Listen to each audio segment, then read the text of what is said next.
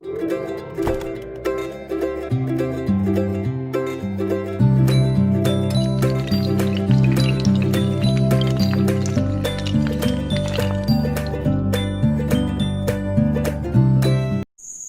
friends, welcome to Commerce Classes. I am Dhananjay Maurya.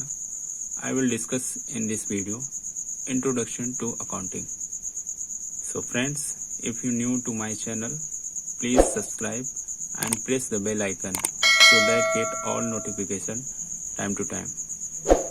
Friends, आज के इस video में हम बात करेंगे इंट्रोडक्शन टू अकाउंटिंग का, जिसमें कुछ टॉपिक सेलेक्टेड किए हैं, जैसे कि basic concept, second is definition of accounting and book keeping, यानी अकाउंटिंग और बुक कीपिंग की कुछ डिफिनेशन।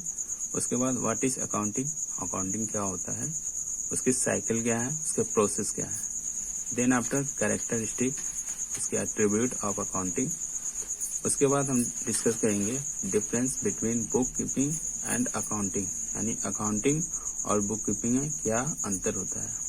उसके बाद ऑब्जेक्टिव क्या है अकाउंटिंग के, उसके फंक्शन क्या है, देन आफ्टर लिमिटेशन क्या है, और लास्ट में हम डिस्कस करेंगे कि अकाउंटिंग के क्या क्या ब्रांचेस हैं। इसके पहले हमने एक वीडियो अपलोड किया है नीड ऑफ अकाउंटिंग, अगर उसे आपने नहीं देखा है तो प्लीज आप उसे जाकर जरूर देखिए, उसका लिंक हमने डिस्क्रिप्शन बॉक्स में दे दिया है। तो फ्रेंड्स, अब स्टार्ट करते हैं बेसिक कॉन्सेप्ट। अब देखते हैं बेसिक कॉन्सेप्ट। बेसिक कॉन्सेप्ट को हम एक एग्जाम्पल के थ्रू समझते हैं। अब एक है मिस्टर जेठालाल, जिनका एक अपना शॉप है जेठालाल स्टोर के नाम से। अब जेठालाल की एक अकाउंटेंट है जिसका नाम है बबीता। हालांकि बबीता जी काफी गुस्से में दिख रही हैं, फिर भी जेठालाल को देखने के बाद वो शांत हो जाएंगे। देखिए, जैसा कि हर एक बिजनेसमैन जिसका वो एक मोटिव होता है कि प्रॉफिट अर्न करना, उसी तरह जेठालाल भी चाह रहे हैं कि उनका एक बजट है। अब इस बजट में कुछ हिस्सा उन्होंने राशन का दे रखा है, कुछ हिस्सा निकाल के बच्चों का फीस यानी टप्पू का फीस भर रखा है, कुछ डेली के एक्सपेंसेस जो वो सोडा वोडा पीते हैं उसके एक्सपेंसेस निकाल दिए हैं, कुछ अपना सेविंग रख दिए हैं इन फ्यूचर के लिए। बाकी क्या इनका बच रहा है, उस प्रॉफिट को वो देखना चाह रहे हैं। उसके लिए वो कोई बुक में रिकॉर्डिंग करते हैं। उसके बाद अकाउंटेंट से जांच कराने के बाद वो इस नतीजे पर पहुंचते हैं कि हमारे पास क्या प्रॉफिट बचा है।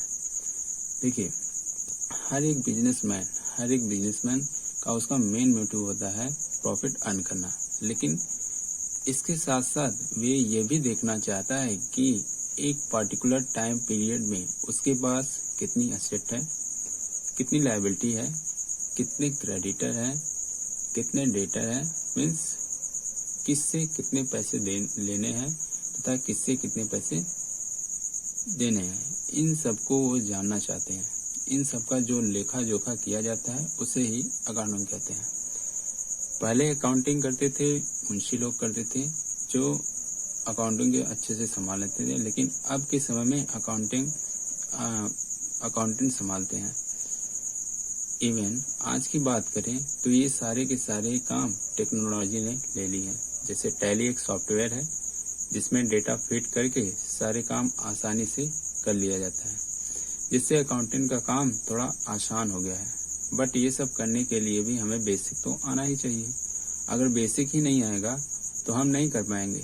जैसे एक व्यक्ति को 1 2 3 4 गिनती ही नहीं आती है, लेकिन अब उससे बोला जाए कि भाई ये लो कैलकुलेटर और ये कैलकुलेट करके दिखाओ, तो नहीं कर पाएगा। तो बेसिक के लिए भी डिवाइस यानी कैलकुलेट करने के लिए भी उसे डिवाइस को चलाना आना चाहिए, यानी बेसिक तो आना चाहिए। उसी तरह अकाउंटिंग जो भी है एक इम्पॉर्टेंट प्रोसेस है, ये पता लगाने के लिए हमारी असेट कितनी है, हमारी लायबिलिटी कितनी है, हमारे पास क्रेडिटर कितने हैं, हमारे पास डेटर कितनी है, और बिजनेस के प्रोग्रेस के लिए भी बहुत जरूरी होता है। तो इन सब के लिए अकाउंटिंग जरूरी होता है। आई होप आपको बेसिक क्लियर हुआ होगा। अब इसमें कोई प्रॉब्लम नहीं होना चाहिए। अब हम सीखते हैं डिफिनेशन ऑफ अकाउंटिंग।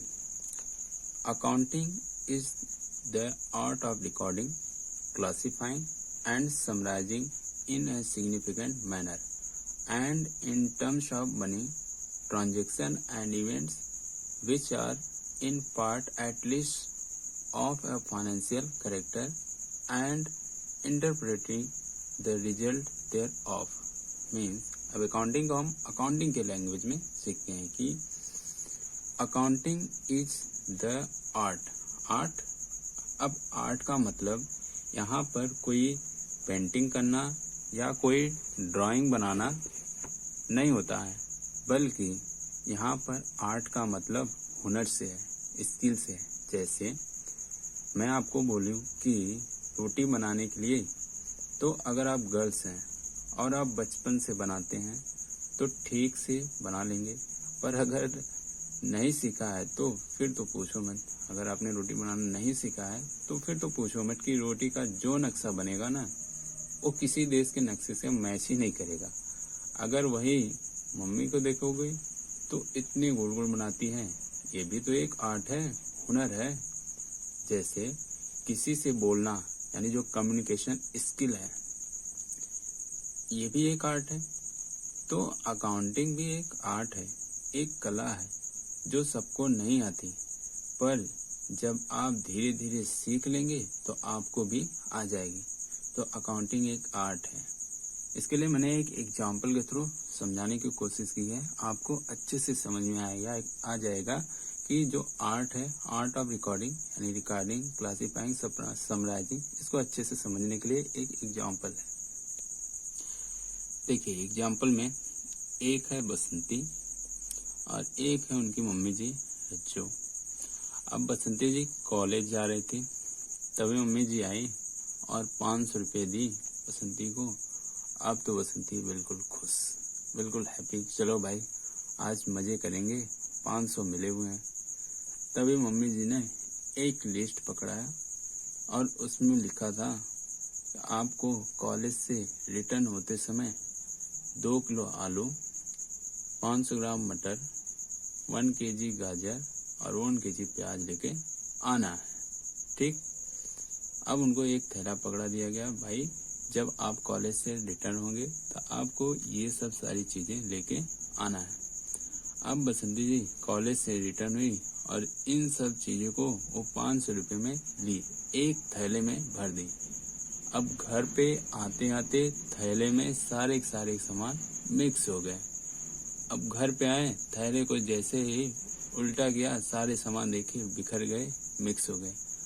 तो बसंती ने क्या किया कि जो आलू, प्याज, टमाटर, गाजर सब मिक्स हुए थे उनको अलग अलग किया, यानी कि आलू को अलग किया, प्याज को अलग किया, मटर को अलग किया और गाजर को अलग किया।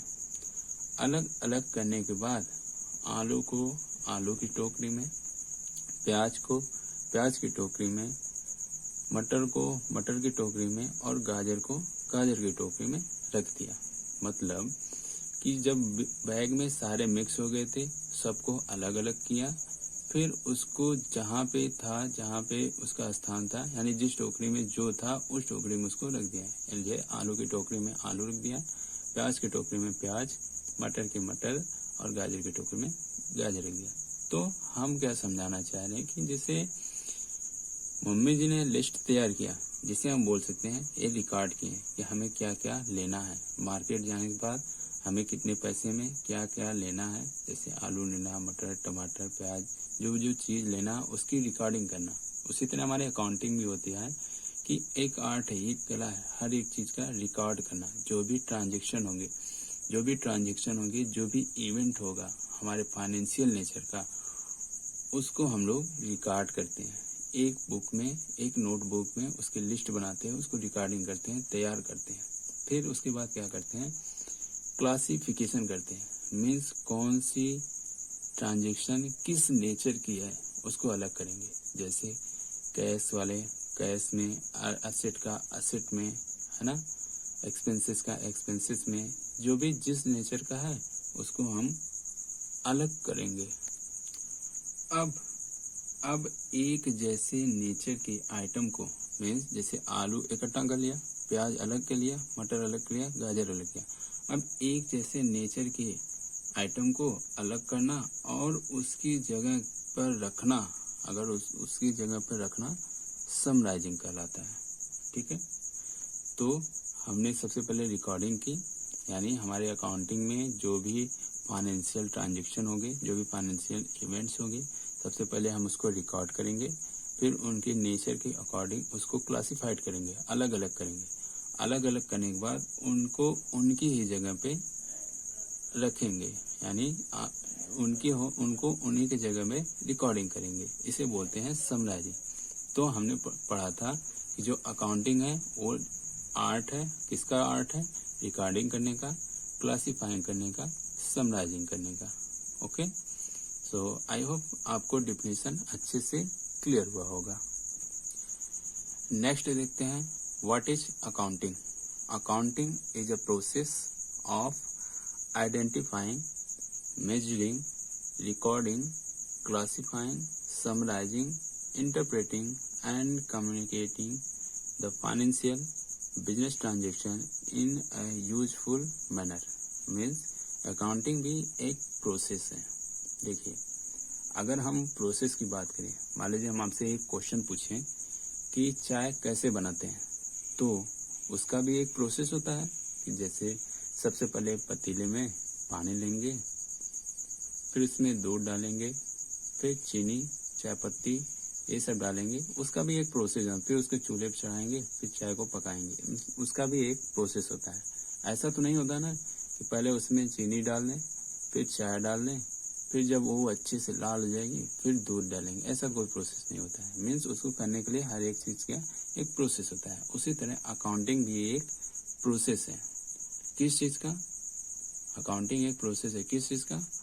आइडेंटिफाई करने का कि कौन सा आइटम फाइनेंशियल नेचर का है, और उसको मेजर करना कि वो कितने का है, उसको रिकॉर्ड करना, क्लासिफाइंग करना, समराइज करना, उसको इंटरप्रेट करना, उससे रिजल्ट प्राप्त करना, और जो मालिक लोग होते हैं उनको बताना, उनको कम्युनिकेट करना, मालिक लोग को रिजल्ट बताना, मेन कम्युनिकेट करना। इस तरह से भी होता है कि अकाउंटिंग क्या है, एक प्रोसेस होता है। किसके लिए? ये आइडेंटिफाई करने के लिए, मेजर करने के लिए, उसको रिकॉर्ड करने के लिए, क्लासिफाइड करने के लिए, समराइजिंग करने के लिए। हमने ऊपर आपको रिकॉर्डिंग, क्लासिफाइंग, समराइजिंग का मतलब बता चुका है। इंटरप्रेट करना मीन्स उससे रिजल्ट प्राप्त करना, और उस कम्युनिकेट करना मतलब उसको एक यूजफुल मैनर में, यानी बिजनेस के जो फाइनेंशियल नेचर के ट्रांजेक्शन है उसको यूजफुल मैनर में अपने मालिक को, अपने जो उसके हमारे ऊपर होंगे उनको बताना। इन सब चीजों को, इन सब प्रोसेस को हम लोग बोलते हैं क्या? अकाउंटिंग। अब नेक्स्ट देखते हैं अकाउंटिंग साइकिल, या उसे बोल सकते हैं अकाउंटिंग प्रोसेस। अकाउंटिंग किस तरह से किया जाती है, उसके प्रोसेस क्या है, उसके साइकिल कुछ होते हैं, कुछ साइकिल के थ्रू अकाउंटिंग किया जाता है। तो सबसे पहले हमारे बिजनेस में फाइनेंशियल ट्रांजैक्शन एंड इवेंट होंगे, यानी कुछ लेन देन होंगे, कुछ ट्रांजैक्शन होंगी। जो ट्रांजैक्शन क्या होना चाहिए? फाइनेंशियल नेचर का होना चाहिए, यानी जो ट्रांजैक्शन होंगे वो हमारे फाइनेंशियल नेचर के होते हैं। अब उन ट्रांजैक्शन, उन इवेंट को हम लोग रिकॉर्ड करते हैं। रिकॉर्ड कहाँ पे कर देंगे? एक बुक में जिसका नाम है जर्नल। हालांकि हमने आने वाले वीडियो में हम इसके बारे में डिटेल में पढ़ेंगे जर्नल क्या हो सकती है। फिलहाल यहाँ पे जिस बुक में हम लोग रिकॉर्ड करते हैं उसे हम बोलते हैं जर्नल। उसके अलावा कुछ स्पेशल जर्नल भी होते हैं, मीन्स उनके नेचर के अकॉर्डिंग उनका भी नोटबुक होता है। जैसे कैश है तो कैश के लिए कैश बुक यूज करते हैं। परचेज नेचर की आइटम है तो उनके लिए हम लोग परचेज बुक यूज करते हैं। उसी तरह सेल्स बुक है, परचेज रिटर्न बुक्स है, और सेल्स रिटर्न बुक्स है। मीन्स जो आइटम जिस नेचर का होगा उसको उस नेचर में हम लोग उस जगह हम लोग रिकॉर्ड करेंगे। देन आफ्टर रिकॉर्ड करने के बाद उसको हम लोग क्लासिफाइड करेंगे। क्लासिफाइड किसके थ्रू करेंगे? By posting in a ledger. हम एक लेजर बनाएंगे, उनका पर्टिकुलर एक लेजर बनाएंगे, वहां पे उनको क्लासिफाइड करके अलग से दिखाएंगे। देन आफ्टर हम लोग समराइज करेंगे, मतलब जो आइटम जिस नेचर का उसको उस जगह रखेंगे, जैसे हमने अभी एग्जांपल में बताया। तो समराइज करेंगे। समराइज किस हिसाब से करेंगे, उसके लिए हम लोग ट्रायल बैलेंस बनाते हैं। अब जो ट्रायल बैलेंस होता है बेसिकली वो एक समरी होता है, उसमें बनाते हैं हम लोग जितने भी ट्रांजेक्शन हुए होते हैं। देन आफ्टर उसमें ट्रेडिंग अकाउंट बनाते हैं, जिससे हम पता करना चाहते हैं कि ट्रेडिंग अकाउंट के द्वारा कि कितनी ग्रॉस प्रॉफिट हुई। यहाँ पे बात कर रहे हैं ग्रॉस प्रॉफिट की, यानी ट्रेडिंग अकाउंट में हम लोग फाइंड करते हैं ग्रॉस प्रॉफिट। और जो हम P&L अकाउंट बनाते हैं यानी प्रॉफिट एंड लॉस अकाउंट बनाते हैं, उसमें हम लोग फाइंड करते हैं नेट प्रॉफिट। उसके बाद बैलेंस शीट बनाते हैं। बैलेंस शीट हमारे बिजनेस के फाइनेंशियल पोजीशन को शो करता है। मीन्स हमने यहाँ सीखा कि जो समराइजिंग होता है उसमें हम लोग ट्रायल बैलेंस बनाते हैं, जिसमें ट्रेडिंग एंड P&L अकाउंट होता है। ट्रेडिंग अकाउंट में हम लोग ग्रॉस प्रॉफिट पता हो जाता है, फाइंड आउट करते हैं, और प्रॉफिट एंड लॉस अकाउंट में नेट प्रॉफिट फाइंड आउट करते हैं। देन आफ्टर हम लोग एनालाइज करते हैं, उनको इंटरप्रेट करते हैं, मीन्स क्या रिजल्ट प्राप्त हुआ, फिर उसे कम्युनिकेट करते हैं अपने ऊपर वाले बंदे को, अपने मालिक को। इस तरह से ये अकाउंटिंग साइकिल चलता रहता है। जो भी ट्रांजेक्शन होगा उसे रिकॉर्ड करेंगे, फिर उसके बुक में अनुसार उसमें रिकॉर्डिंग करेंगे। रिकॉर्डिंग करने के बाद हम लोग क्लासीफाई करेंगे, फिर समराइजिंग करेंगे, फिर एनालिसिस करेंगे उसमें क्या रिजल्ट प्राप्त हो रहा है, फिर कम्युनिकेट कर देंगे हमारे यूजर्स को, मीन्स जो हमारे ऊपर होते हैं मालिक, उनको कम्युनिकेट करेंगे। इसी तरह अकाउंटिंग साइकिल हमारा चलता रहता है।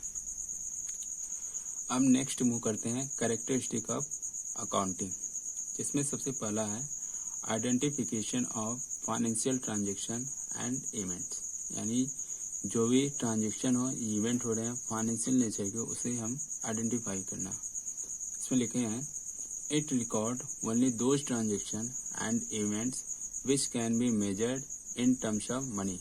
मीन्स इसमें केवल और केवल वे ट्रांजेक्शन को रिकॉर्ड किया जाता है, यानी वे ट्रांजेक्शन या वे इवेंट को रिकॉर्ड किया जाता है जो केवल मनी यानी टर्म्स ऑफ मनी में मेजर किया जा सकता है। मीन्स ऐसे ट्रांजेक्शन, ऐसे इवेंट को रिकॉर्ड किया जाता है जो मनी में मेजर किए जा सके।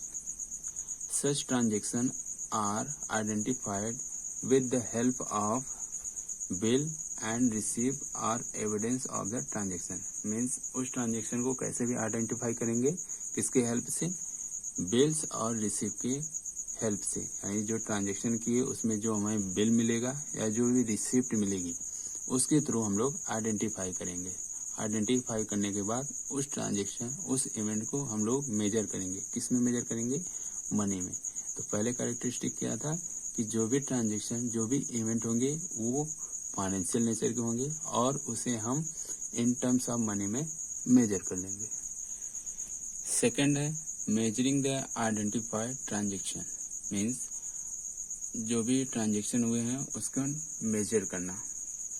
Accounting measures of financial transaction and events in terms of money, यानी जो भी ट्रांजेक्शन होंगे, जो भी इवेंट्स होंगे उसे हम मनी के टर्म में मेजर करेंगे। An event which can not be measure, यानी ऐसे इवेंट जो मेजर नहीं कर सकते इन टर्म्स ऑफ मनी में, is not recorded in the books of account, like quality of management can not be measure in the terms of money.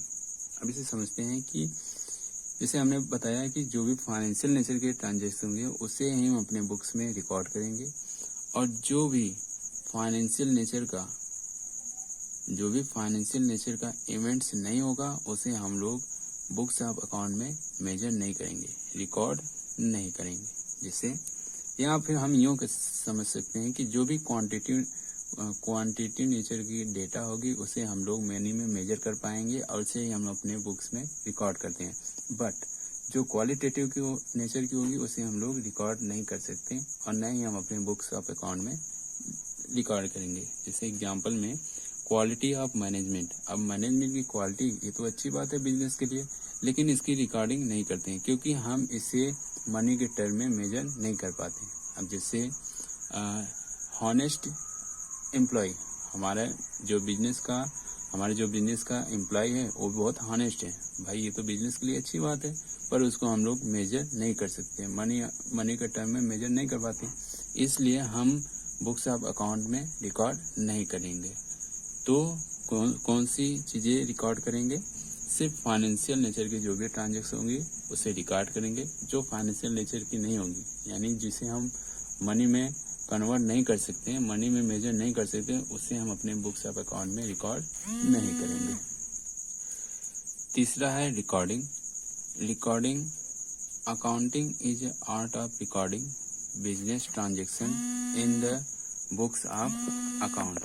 इसके बारे में फिलहाल हमने पीछे भी पढ़ चुका कि अकाउंटिंग क्या है, एक आर्ट है। किस चीज का आर्ट है?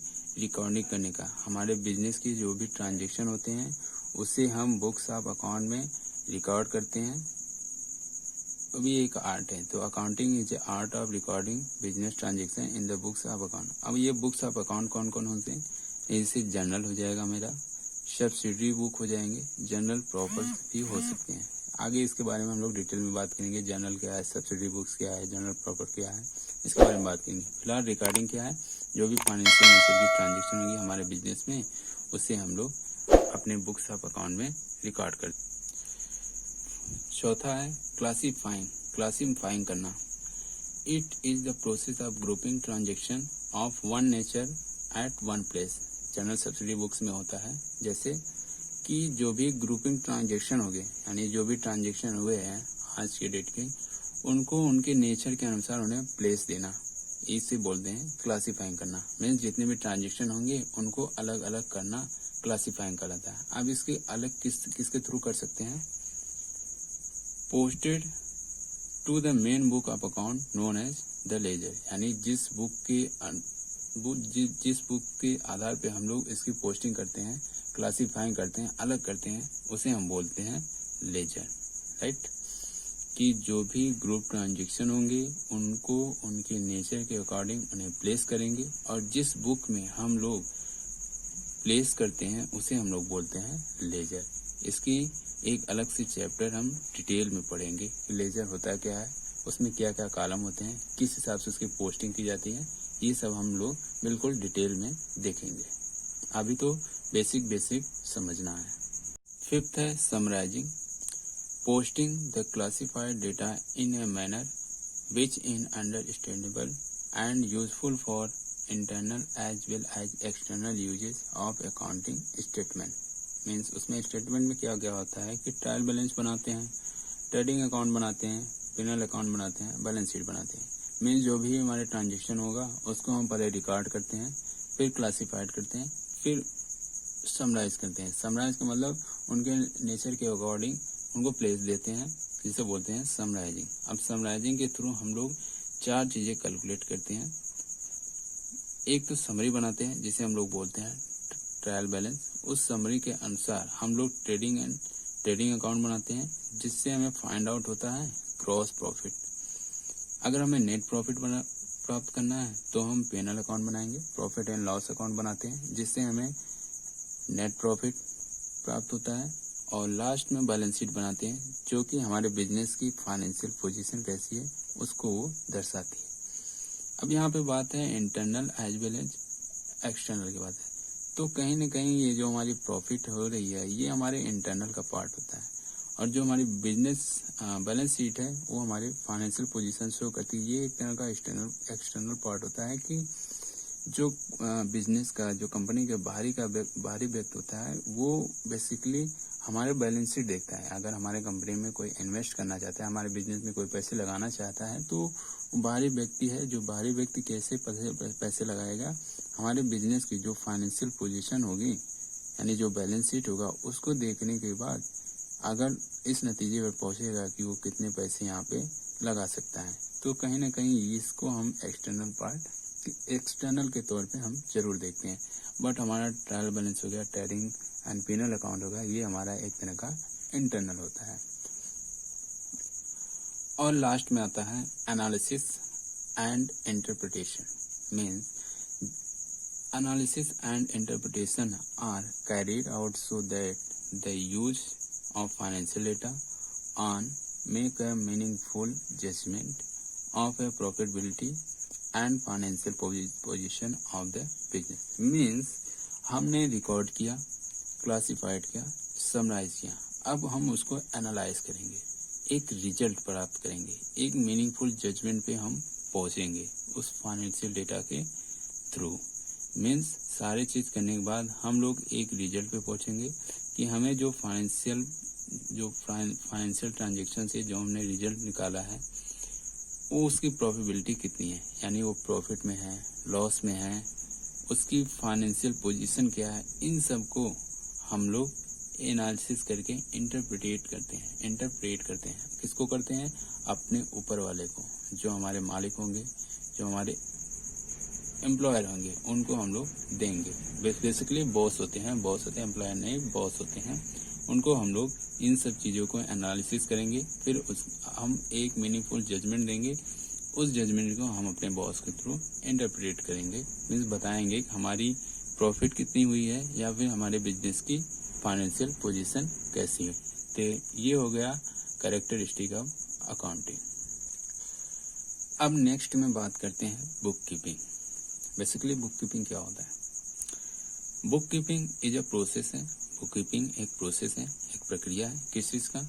Of recording of financial transaction, यानी हमारे बिजनेस में जो भी फाइनेंशियल नेचर की ट्रांजेक्शन होती हैं उसको रिकॉर्ड करने का एक प्रोसेस है, जिसे हम लोग बोलते हैं book keeping. Clear? Book keeping क्या है? रिकॉर्डिंग करने का एक प्रोसेस है। किस चीज का रिकॉर्डिंग? फाइनेंशियल नेचर की जो भी ट्रांजेक्शन होगी हमारे बिजनेस में उसको रिकॉर्ड करने का एक प्रोसेस है, जिसे हम लोग बोलते हैं book keeping. Book keeping is the first stage of accounting. जो बुक कीपिंग है वो अकाउंटिंग का फर्स्ट स्टेज होता है। विदाउट बुक कीपिंग हम लोग अकाउंटिंग नहीं कर सकते हैं। In this transaction include purchase, sales, receipt and payment by an individual person or an organization। इस ट्रांजेक्शन में क्या क्या होता है कि एक परचेज होता है, सेल्स, रिसीप्ट और पेमेंट होता है किसी इंडिविजुअल पर्सन के द्वारा या किसी ऑर्गेनाइजेशन के द्वारा। या फिर हम इस तरह समझा सकते हैं कि बुक कीपिंग में जो भी ट्रांजेक्शन होता है किसके थ्रू? परचेज, सेल्स के थ्रू, या जो भी रिसीप्ट होता है, या हम जो भी पेमेंट करते हैं, कोई इंडिविजुअल पर्सन भी कर सकता है, कोई ऑर्गेनाइजेशन भी कर सकता है, उसकी जो भी हम रिकॉर्डिंग करते हैं उस प्रोसेस का हम लोग बोलते हैं बुक कीपिंग। क्लियर? और ये बुक कीपिंग जो भी होता है ये हमारा फर्स्ट स्टेज है आप इसका अकाउंटिंग का। तो बुक कीपिंग अकाउंटिंग का फर्स्ट स्टेज होता है। और ये कैसे पता चलता है? हमारे बिजनेस में जो भी ट्रांजेक्शन होते हैं, हमारे जो रिसीप्ट होंगे, जो हमारे पास पेमेंट होंगे, जो पेमेंट हमारा कोई इंडिविजुअल कर सकता है, कोई ऑर्गेनाइजेशन करता है, इसके थ्रू हम लोग रिकॉर्डिंग करते हैं, जिसे हम लोग बोलते हैं बुक कीपिंग। अब नेक्स्ट बात करते हैं डिफरेंसेस की, यानी differences between book keeping and accounting, यानी बुक कीपिंग और अकाउंटिंग में क्या क्या अंतर होते हैं। हमने दोनों पढ़ लिया, अकाउंटिंग क्या होता है और बुक कीपिंग क्या होता है। अब हमें देखना है कि इन दोनों में क्या क्या डिफरेंसेस होते हैं, क्या क्या अंतर होता है। तो हमने इधर उसका बेसिक लिखा हुआ है। सेकंड कॉलम में बुक कीपिंग, यानी बुक कीपिंग क्या होता है, उससे कितना डिफरेंट है अकाउंटिंग। एक एक पढ़ते हैं। सबसे पहला स्कोप की बात करते हैं। स्कोप, तो scope of book keeping is narrow, यानी जो बुक कीपिंग का स्कोप होता है वो नैरो होता है, बहुत छोटा होता है। मीन्स जो भी ट्रांजेक्शन आए हैं उसको क्लासिफाइड करना, उसको रिकॉर्डिंग करना, बस इतना ही काम होता है। रिकॉर्डिंग करना बेसिकली बात कर सकते हैं, ये हमारा बुक कीपिंग का काम होता है। लेकिन अकाउंटिंग की बात करें तो scope of accounting is broad, यानी जो अकाउंटिंग का स्कोप है वो काफी बड़ा है, काफी ब्रॉड है। क्लियर? तो स्कोप में हमने सीखा कि बुक कीपिंग जो नैरो स्कोप का होता है, बट अकाउंटिंग जो है ब्रॉडर स्कोप का होता है। ठीक। सेकंड है स्टेज। बुक कीपिंग में it is the first stage of accounting.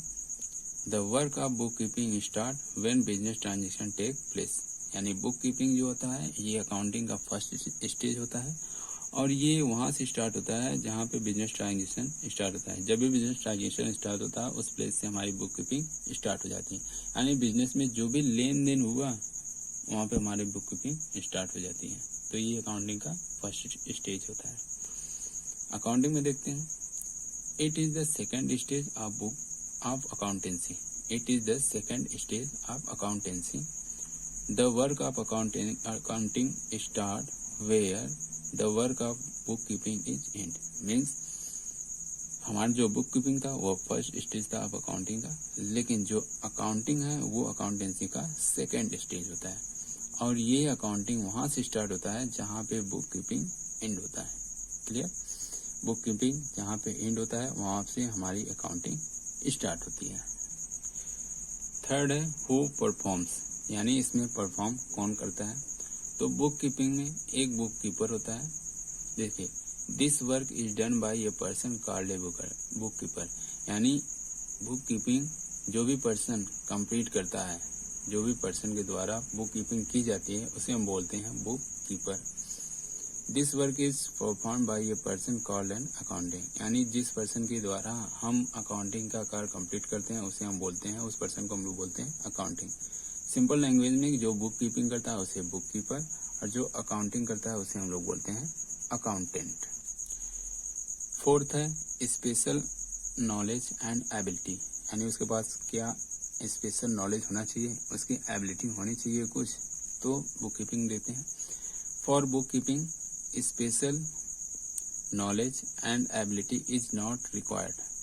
The present time the work of book keeping is done on computer. Means book keeping के लिए कोई भी बहुत खास नॉलेज या बहुत सा जो कि ग्रेटर डिग्री या एबिलिटी रिक्वायर्ड नहीं होती है। मीन्स जो भी ट्रांजेक्शन हो गया, उन्होंने सामान मतलब जो भी पेमेंट किया, हमने उनको पेमेंट कर दिया, सामान दे दिया, वो हो गई ट्रांजेक्शन, बुक कीपिंग कंप्लीट हो गया। आजकल की बात करें तो ये वर्क जो है कि कंप्यूटर के द्वारा ही किया जा रहा है, तो इसमें कंप्यूटर में डेटा फिट होता है, बस क्या क्या सामान लिए, फिट किए, प्राइस निकल गया, बिल उन्हें पकड़ा दिया।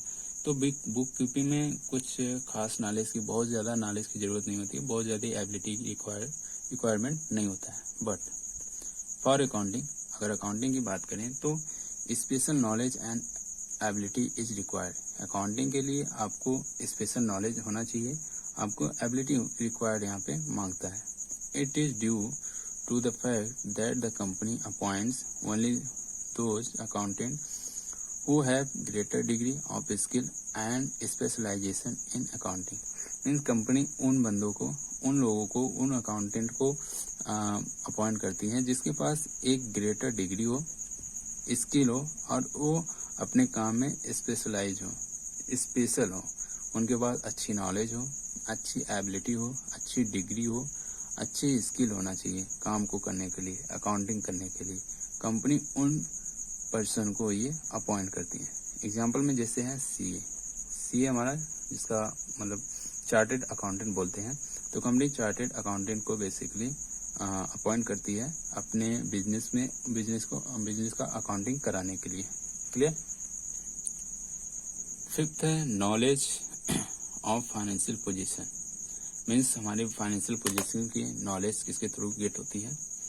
Book keeping does not throw any light on the financial position of the business. देखिए, जो बुक कीपिंग होता है उसका काम बेसिकली रिकॉर्ड करना होता है, वो इंटरप्रेट नहीं करता है, वो एनालिसिस नहीं करता है।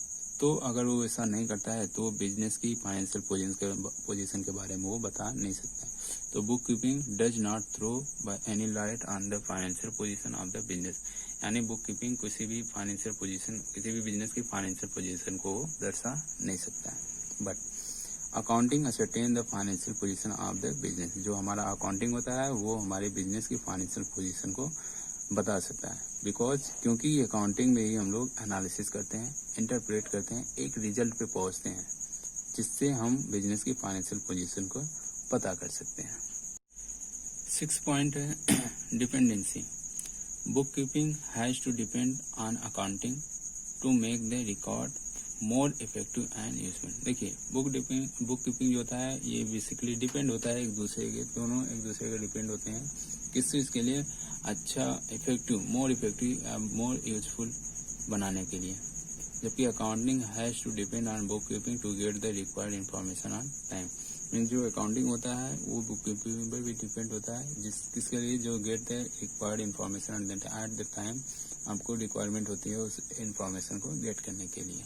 तो बेसिकली बुक कीपिंग अकाउंटिंग दोनों एक दूसरे पर डिपेंड होते रहते हैं। 7th है और लास्ट है रिस्पॉन्सिबिलिटी।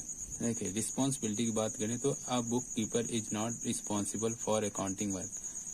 जो हमारा बुक कीपर होगा वो अकाउंटिंग वर्क के लिए रिस्पॉन्सिबल नहीं होगा। उसका काम सिर्फ ट्रांजेक्शन को, लेन देन को, रिसिप्ट, बिल, पेमेंट कराना, बस ओनली इतना ही काम होता है बुक कीपर का। वो अकाउंटिंग के कार्य के लिए रिस्पॉन्सिबल नहीं हो सकता है। But an accountant is responsible for book keeping work. It is because the task of book keeping is done under the supervision. जो अकाउंटेंट का कार्य होता है वो रिस्पॉन्सिबल हो सकता है बुक कीपिंग के कार्य के लिए, यानी जो बुक कीपिंग किया गया है उसके लिए अकाउंटेंट रिस्पॉन्सिबल होगा। क्यों होगा? क्योंकि जो बुक कीपिंग होता है वो अंडर में आता है, अंडर डन होता है। बुक कीपिंग जो होता है done by under the supervision, यानी अकाउंटेंट के अंदर ही, अकाउंटेंट के नीचे ही बुक कीपिंग आती है। इसलिए ये अकाउंटेंट रिस्पॉन्सिबल होगा, बट बुक कीपर रिस्पॉन्सिबल नहीं होता है। अकाउंटिंग के कार्य के लिए बुक कीपर रिस्पॉन्सिबल नहीं होता है, बट अकाउंटिंग के लिए अकाउंटेंट बुक कीपिंग और अकाउंटिंग दोनों के लिए रिस्पॉन्सिबल होता है। अब हम बात करते हैं अकाउंटिंग के ऑब्जेक्टिव की, उसके फंक्शन की बात करते हैं। तो हमने थोड़ा सा लिखा है कि the main objective of accounting are maintaining a complete and systematic record of all transaction and analyzing the financial position of a business. Every individual is interested to know the result of financial transaction and their result are ascertained through the accounting process. Means इसका main objective क्या है कि जो accounting है उसका maintain करना, complete और systematic तरीके से सभी ट्रांजैक्शन को रिकॉर्ड करना, उसको एनालाइज करना, जिससे हम उसकी पोजीशन को पता कर सकें। मीन्स हमारे बिजनेस में जो भी ट्रांजैक्शन, जो भी इवेंट हो रहे हैं उनको एनालाइज करना, यानी मेंटेन करना, कंप्लीट एनालिसिस करना, सिस्टमेटिक तरीके से रिकॉर्ड करना और एक फाइनल स्टेज पर पहुंचना, और जिसके द्वारा हम फाइनेंशियल पोजीशन को शो कराते हैं। एवरी इंडिविजुअल इंटरेस्टेड, हर इंडिविजुअल इंटरेस्टेड होता है कि जो भी बिजनेस का फाइनेंशियल ट्रांजैक्शन का जो भी रिजल्ट आता है उसको जानने के लिए हर इंडिविजुअल इंटरेस्टेड होता है। And there result and ascertaining through the accounting, और जो ये रिजल्ट होता है ये अकाउंटिंग प्रोसेस के द्वारा ही असरटेन किया जाता है। तो इसका मेन ऑब्जेक्टिव क्या था कि जो भी ट्रांजैक्शन हो रहे हैं उसको मीनिंगफुल सिस्टमेटिक तरीके से रिकॉर्ड करना, और रिकॉर्ड करने के बाद एक फाइनल स्टेज पे पहुंचना जिसके थ्रू हर इंडिविजुअल आपकी फाइनेंशियल पोजीशन को अच्छे से जान सके और उसे इंटरप्रेट कर सके, और इस प्रोसेस को हम लोग बोलते हैं अकाउंटिंग प्रोसेस। तो इसका बेसिकली अब बात करते हैं लिमिटेशन ऑफ अकाउंटिंग, जिसमें पहले है रिकॉर्डिंग ओनली मॉनेटरी आइटम। इसकी लिमिटेशन क्या है कि ये केवल और केवल मनी के टर्म में जो मेजर किया जा सके उसे ये रिकॉर्ड करता है। जो मनी के टर्म में मेजर नहीं किया जाता उसे रिकॉर्ड ही नहीं करता है। जैसे accounting record only those transaction and event which can be measured in terms of money, यानी ये केवल और केवल ओनली मनी के टर्म में जो भी ट्रांजैक्शन होंगे, जो भी इवेंट होगा उसे रिकॉर्डिंग करता है। जो मनी के टर्म में नहीं होगा वो उसको रिकॉर्डिंग नहीं करता है। जैसे क्वालिटेटिव एलिमेंट आर इग्नोर, यानी जो क्वांटिटेटिव नेचर का होगी उसे रिकॉर्ड करता है, बट जो क्वालिटेटिव नेचर की होगी उसे इग्नोर कर देता है, उसे रिकॉर्ड नहीं करता है। जबकि हमारे बिजनेस के लिए अच्छी बात होती है बट उसे इग्नोर कर देता है, जिसके ये बोला जाता है कि ये अकाउंटिंग की लिमिटेशन होती है। जैसे एग्जाम्पल है हॉनेस्ट एम्प्लॉय, अगर एम्प्लॉय हॉनेस्ट है, आपके बिजनेस के एम्प्लॉय हॉनेस्ट है तो ये अच्छा बिजनेस हमारा ग्रोथ करेगा, वो पूरी ईमानदारी से काम करेगा तो बिजनेस ग्रोथ करेगा, उसके लिए तो अच्छे है, बिजनेस के लिए अच्छी बात है, बट अकाउंटिंग इसकी रिकॉर्डिंग ही नहीं करता है। द इफिशियंसी ऑफ मैनेजर, यानी मैनेजर की जो इफिशियंसी है बहुत ही अच्छा है, बहुत ही गुड परफॉर्मेंस है, तो इसको रिकॉर्ड करना चाहिए, इसको भी रिकॉर्ड नहीं करता है। कस्टमर सेटिस्फेक्शन, यानी आपके जो भी प्रोडक्ट बना रहे हैं, जो आपकी कंपनी है, आपके बिजनेस के जो भी कस्टमर है वो सेटिस्फाइड होते हैं, इनको भी रिकॉर्ड करना चाहिए, बट इन सब चीज़ों को रिकॉर्ड नहीं करता है। इसलिए ये लिमिटेशन कहलाता है कि केवल और केवल मनी के टर्म में जो भी आइटम होते हैं उसे ही रिकॉर्ड करता है। जो मनी के टर्म्स में आइटम नहीं होती उसे रिकॉर्ड नहीं करता है। सेकेंड है टाइम वैल्यू ऑफ मनी। देखिए, टाइम वैल्यू ऑफ मनी का मतलब है कि टाइम के साथ साथ जो मनी की वैल्यू होती है वो चेंज होती रहती है।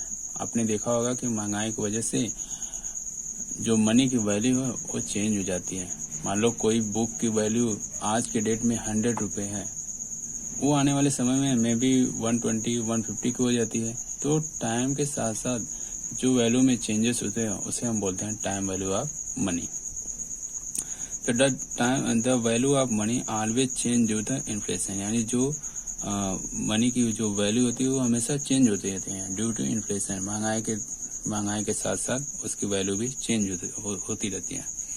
Under existing accounting system, accounting are maintained considering historical cost. यहाँ पे हाईलाइट किया है historical cost, ignoring current change value. As a result the account maintain fail to exhibit the exact financial position of a business concern। Means अब accounting की अगर बात करें तो ये एक लिमिटेशन है। लिमिटेशन क्यों है? क्योंकि अकाउंटिंग में जो भी रिकॉर्ड होता है, जो भी रिकॉर्ड करता है अकाउंटिंग, वो रिकॉर्ड करता है हिस्टोरिकल कॉस्ट पे, यानी जिस कॉस्ट पर किसी भी सामान को परचेज या सेल किया गया था उसी कॉस्ट को बुक्स ऑफ अकाउंटिंग में रिकॉर्ड किया जाता है। उसके प्राइस में टाइम के अकॉर्डिंग के साथ जो भी चेंज होता है उसको रिकॉर्ड ही नहीं किया जाता है, इसलिए ये एक लिमिटेशन है। मान लीजिए एक एग्जांपल बताते हैं कि मान लीजिए एक कंपनी है XYZ लिमिटेड, ये सन 2001 में एक लैंड परचेज की, उसकी कीमत थी 1 लाख रुपए, और आज ईयर चल रहा है 2020, लगभग 20 साल हो रहे हैं।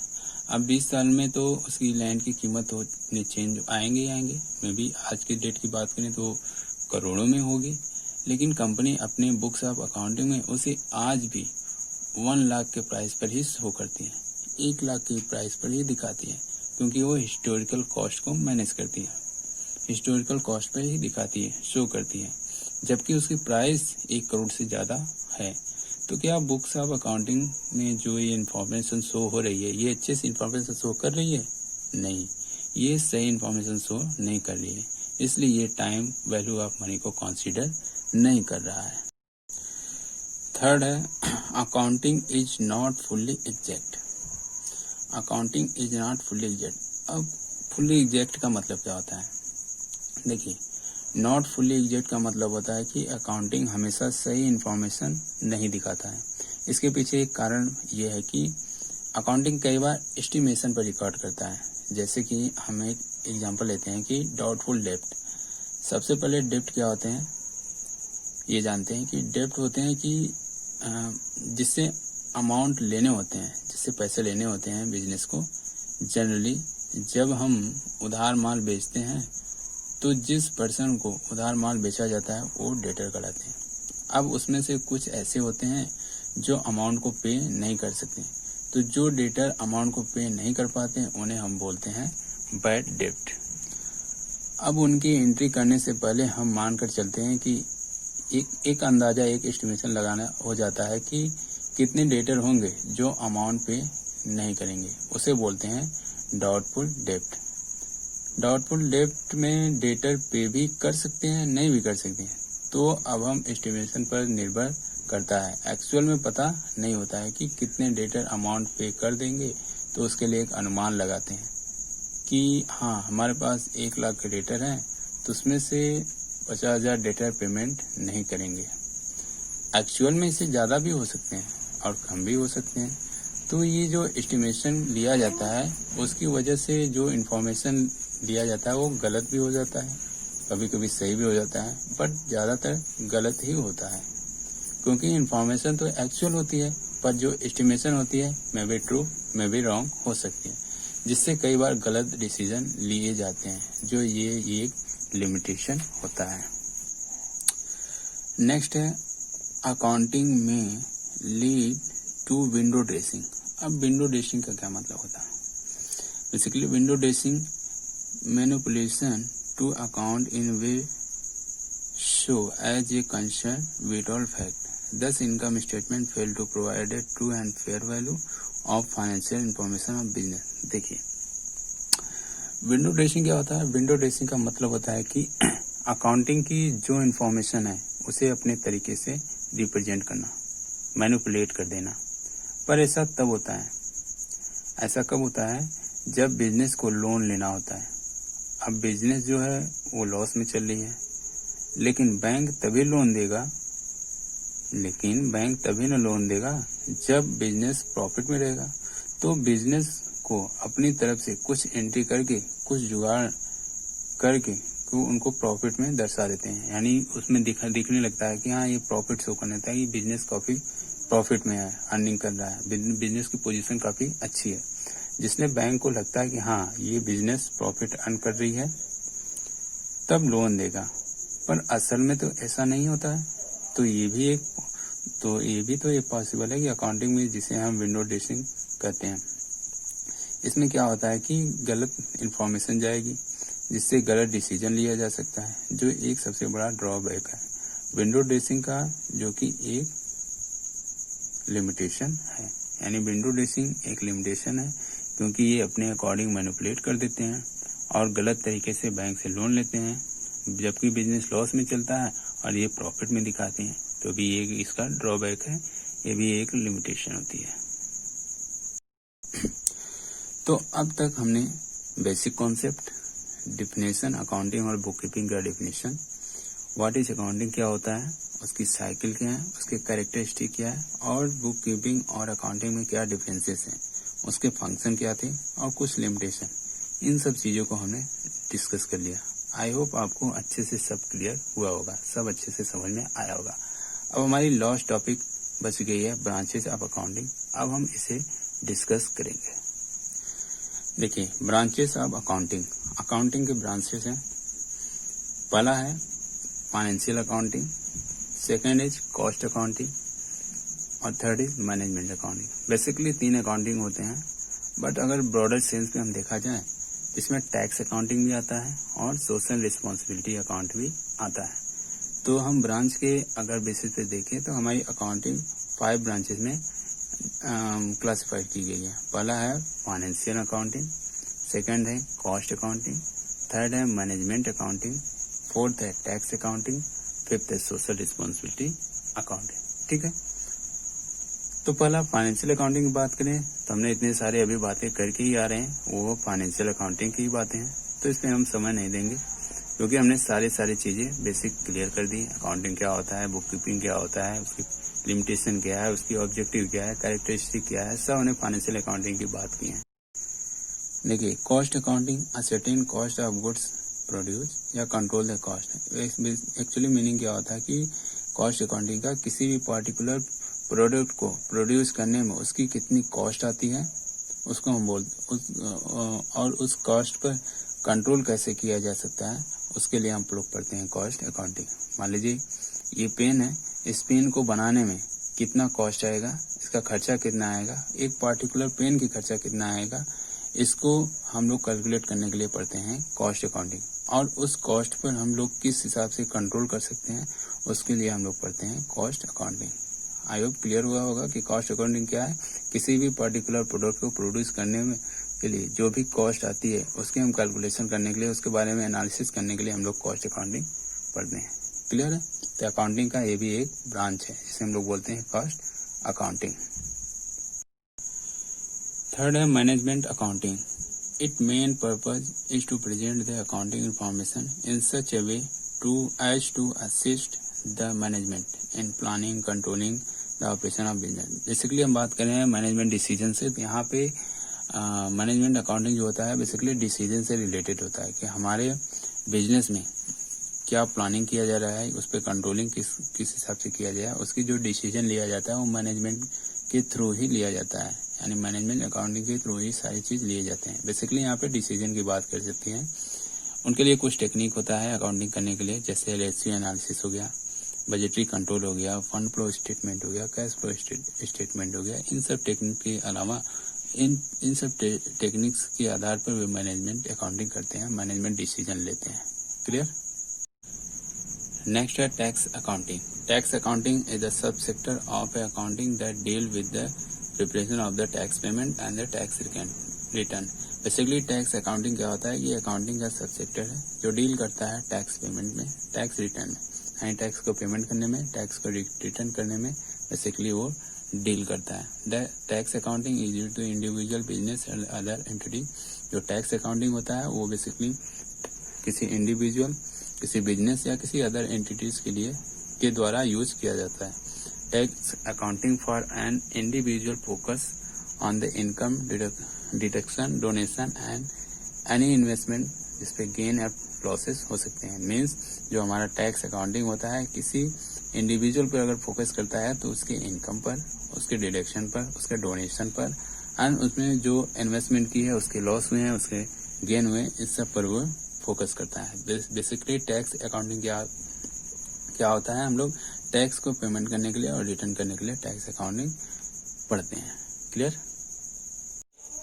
लास्ट है सोशल रिस्पॉन्सिबिलिटी अकाउंटिंग। देखिए, सोशल रिस्पॉन्सिबिलिटी अकाउंटिंग रिक्वायर्ड करता है enterprises operate not only for economic gain but also for the social benefit. यानी जो सोशल रिस्पॉन्सिबिलिटी अकाउंटिंग होता है वो केवल और केवल इकोनॉमिक गेन के लिए नहीं होता है, कुछ उसके जो है कि सोशल बेनिफिट होते हैं, उसके लिए भी उसको ध्यान देना होता है। उसकी रिस्पॉन्सिबिलिटी होती है बिजनेस की कि हमारे सोशल में क्या हो रहा है, उसकी भी रिस्पॉन्सिबिलिटी है कि हमारी सोशल में, हमारे समाज में क्या हो रहा है। यानी जो भी हम प्रोडक्ट प्रोड्यूस कर रहे हैं उससे कोई हमारे समाज पर कोई इफेक्ट नहीं पड़ रहा है, कोई हार्म तो नहीं पहुंच रहा है। इन सब चीजों के लिए हम लोग सोशल अकाउंटिंग पढ़ते हैं। सो let it be know whether how much enterprises have made to a requirement enterprises need to disclose their information of the social responsibility। Basically ये बात है कि जो भी हम प्रोडक्ट प्रोड्यूस कर रहे हैं हमारी सोसाइटी के लिए वो हार्मफुल नहीं होना चाहिए।